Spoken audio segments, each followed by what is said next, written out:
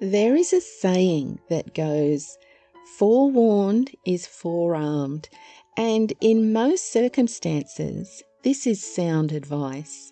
But when it comes to the Amadan, no amount of warning will save you. There are many frightening and treacherous fairies. Think Black Shucks, Sluagh and Red Caps. But the most dangerous of all may be one rarely spoken of. In 1920, a fisherman from the west of Ireland shared his theory. The stroke of the fool is what there is no cure for anyone that gets it is gone. We call the fool the Amadan. It's said that they are mostly good neighbours, but I suppose the reason for the Amadan being wicked is he, not having his own wits, strikes out at all he meets.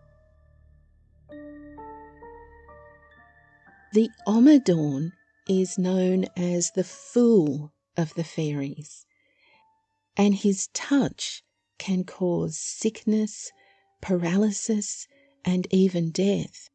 But more, any unfortunate person who is touched or stroked or brushed by the Amadan can be dealt an even more brutal fate, a lifetime of madness. They, the other sort of people, might be passing you close and they might touch you, but anyone that gets the touch of the Amadan is done for. And it's true enough that it's in the month of June he's most likely to give the touch. I knew one that got it, and he told me about it himself. He was a boy I knew well, and he told me that one night a gentleman came to him that had been his landlord, and that he was long dead. And he told him to come along with him, for he wanted the boy to fight another man. And when the boy went, he found 2 great troops of them, the other people. And the other troop had a living man with them too, and he was put to fight him. And they had a great fight, and at last he got the better of the other man. And then the troop on his side gave a great shout, and the boy was left home again. About 3 years after that night, he was out cutting bushes in a wood, and he saw the Amadan coming at him.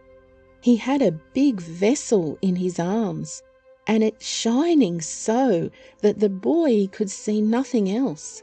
But the Amadan put it behind his back then and came running, and the boy said he looked wild and wide and like the side of a hill. And the boy ran, and the Amadan threw the vessel after him, and it broke with a great noise. And whatever it was that came out of it, his head was gone, then and there.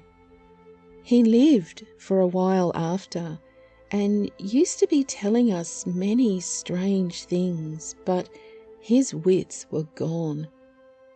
He thought they mightn't have liked him to beat the other man, and was always afraid that something would come for him. Reliable descriptions of the Amadan are few and far between, and there's a good reason for this.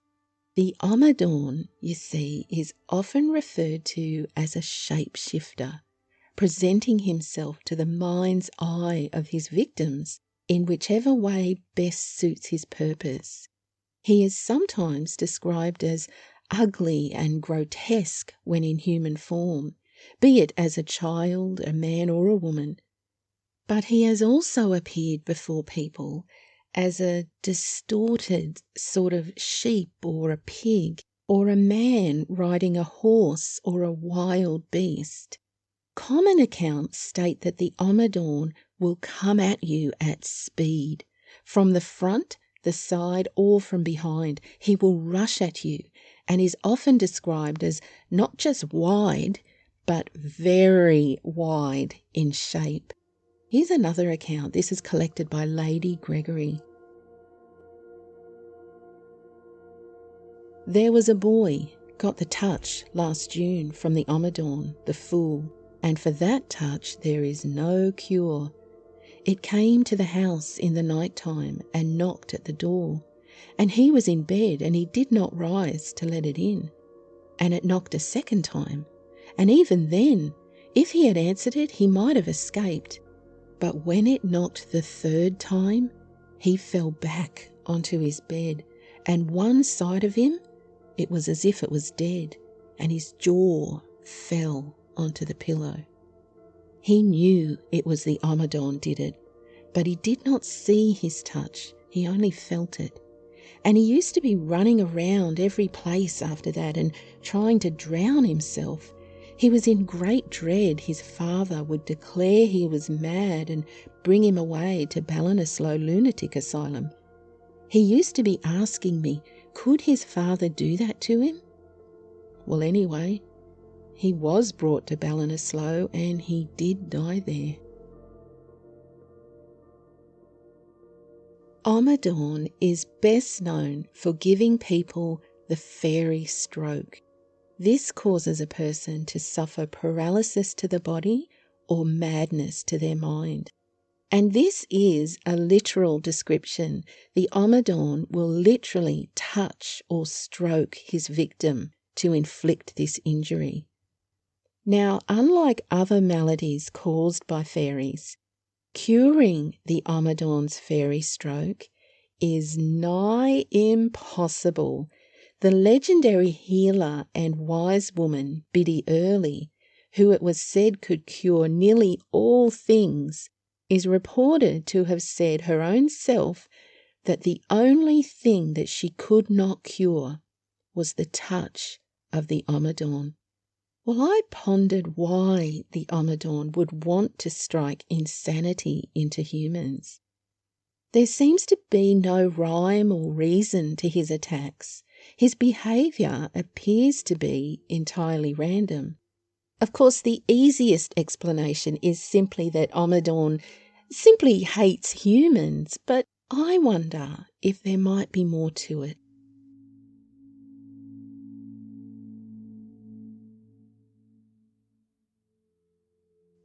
The Amadan is the worst. I saw him myself one time, and I'd be swept if I didn't make away on the moment. It was on a race course at Ballybrit, and no one there but myself, and I sitting with my back to the wall and smoking my pipe. And all at once the Amadan was all around me, in every place. And I ran and got out of the field, or I would have been swept. And I saw others of them in the field. It was full of them. Red scarves they had on them. I came home as quick as I could, and I didn't get over the fright for a long time. He was there, all around me. Could the Amadan be insane himself? Could this fairy be so unhinged that the fairy folk themselves have to take lengths to control his behaviour? Well, this does make some sense.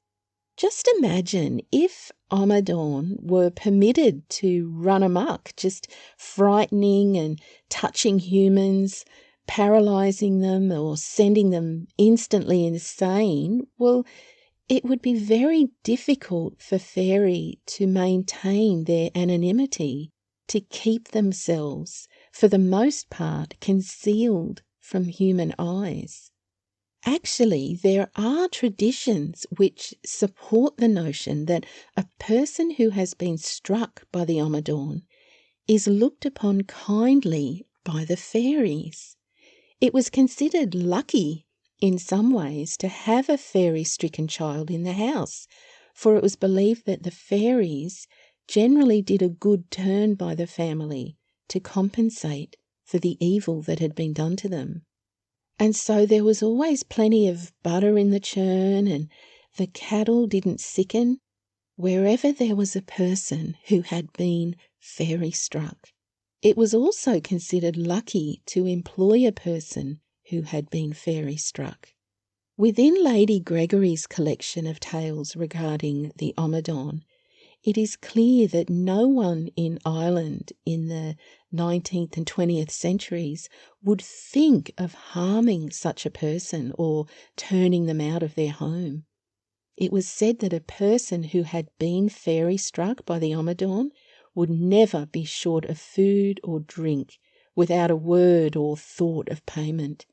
Perhaps this is a reflection of communities which realise that being struck by the Amadan is entirely blameless and it could happen to absolutely anyone.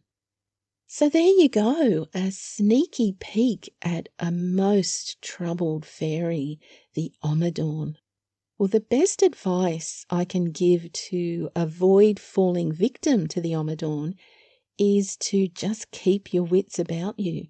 Recognise places that fairy are most likely to be and do your best not to draw attention to yourself. I hope you enjoyed getting to know the Amadan today. And if you did enjoy this video, please join me in thanking my gorgeous patrons who made it possible.